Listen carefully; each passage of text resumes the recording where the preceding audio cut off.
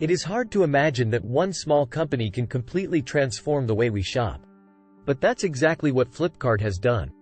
In 2007, e-commerce was still considered a distinct segment of business, and most Indians did their shopping offline. The internet was seizing the globe, and Steve Jobs had just launched the world's first iPhone, which was getting ready to disrupt the complete smartphone industry in the coming years. Two software engineers in India, Sachin Bansal and Binny Bansal, did notice the changing dynamic of technology and realized the potential of e-commerce. While there were only 50 million internet users in India at that time, they knew that with smartphones coming into the image, it was only a matter of time before more Indians would be connected to the net. They wanted to exploit this chance to make an internet shopping platform that may take India's shopping experience to the next level. Fast forward to today, India has over 570 million internet users, and also the number of individuals shopping online has increased significantly. What started as a two-man mission to make India's most trusted online shopping platform has transpired into Flipkart, which is India's leading e-commerce platform, offering a list of 80 million products across 80 categories to quite 100 million customers. In this two-part series on the success story of Flipkart, one of India's most successful and innovative e-commerce company, we'll examine the Flipkart startup success story and how Sachin and Binny were ready to build India's e-commerce industry from scratch. Let's get started. How did the founders of Flipkart meet? Before we start, you ought to know that if Sachin and Binny had been better students, there was an honest chance that Flipkart would haven't happened. Thankfully for us, they weren't. Back in 2005, Sachin and Binny were pursuing their B.Tech from IIT Delhi. While most students had gone home during the summer break, Sachin and Binny were stuck in college as that they didn't complete their projects on time. It was while performing on their projects within the same lab that the two met for the primary time. On a side note, it had been probably the most effective summer for Binny. However, Sachin and Binny only became friends. After their graduation, they moved to Bangalore for their jobs together with a pair of other guys from their college. Sachin had started working with Amazon in 2006 and Binny followed him in Amazon later in 2007. Origins of Flipkart. Soon the two got tired of their jobs at Amazon and began fidgeting with ideas. Being fascinated with e-commerce, they decided to start a shopping website where you can compare products. They planned to make an internet site that will help users to check the prices of products across different websites and help them get the most effective value for his or her money. As they started viewing different e-commerce websites, they soon realized that the online website experience was really bad. They knew that they might never purchase from those poorly designed websites and that they didn't expect others to try to do that either.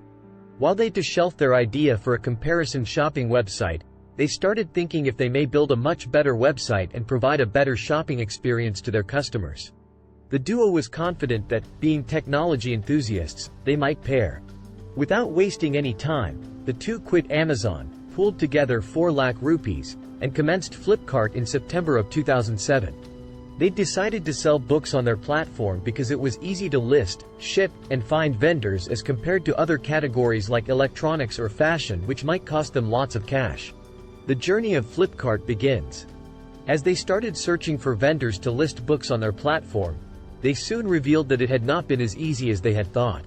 People still failed to understand the internet, and doing business online wasn't something extremely popular. So most vendors were highly skeptical and didn't trust their business model. However, the duo remained persistent and managed to convince some vendors to require an opportunity on them. With vendors convinced, they launched their website in October of 2007. By the end of October, they had received their first order.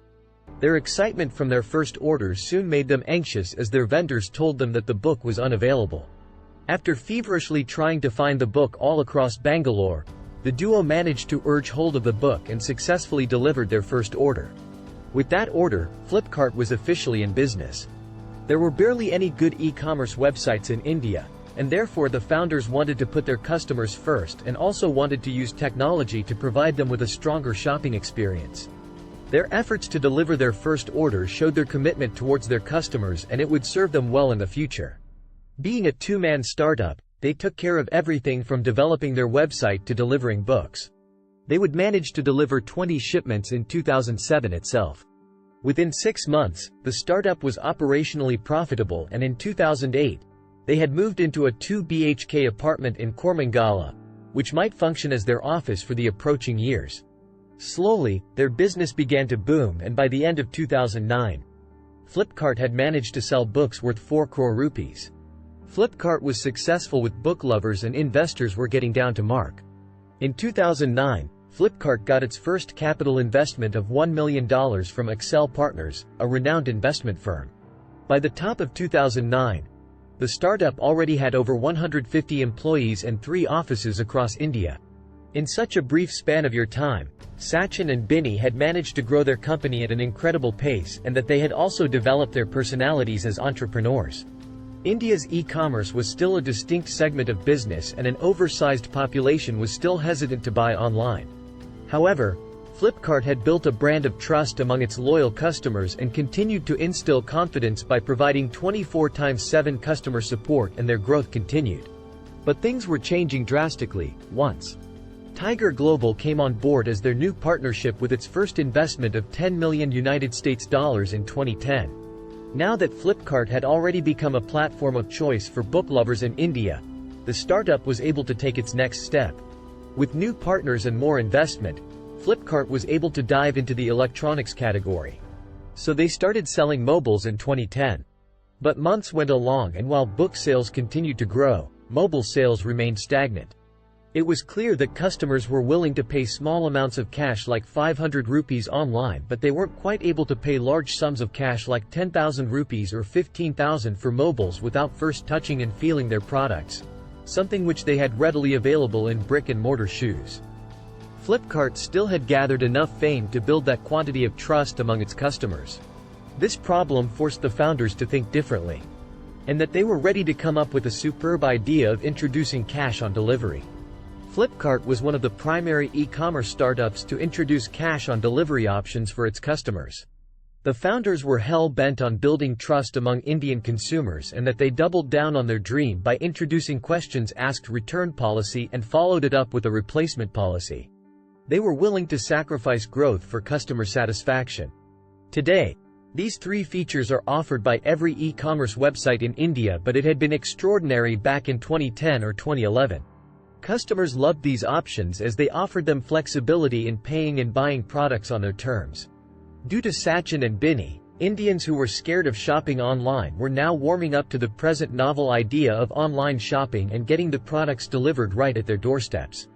Now a bit like offline shopping, where they had the choice of either just returning the merchandise if they didn't prefer it or getting a whole refund. This was a game changer, and Flipkart's sales began to grow even quicker than they'd ever grown.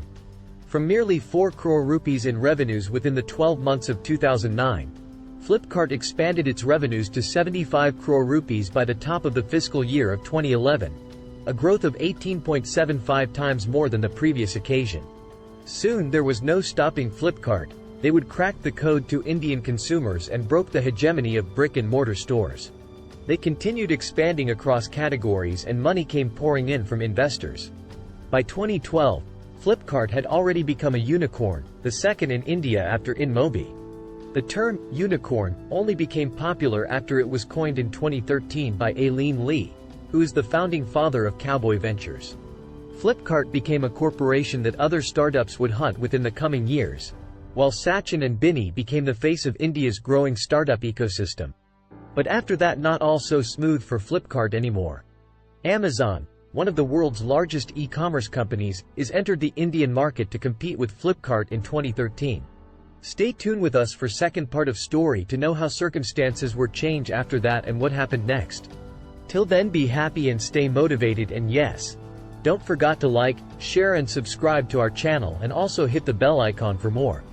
Thank you for watching.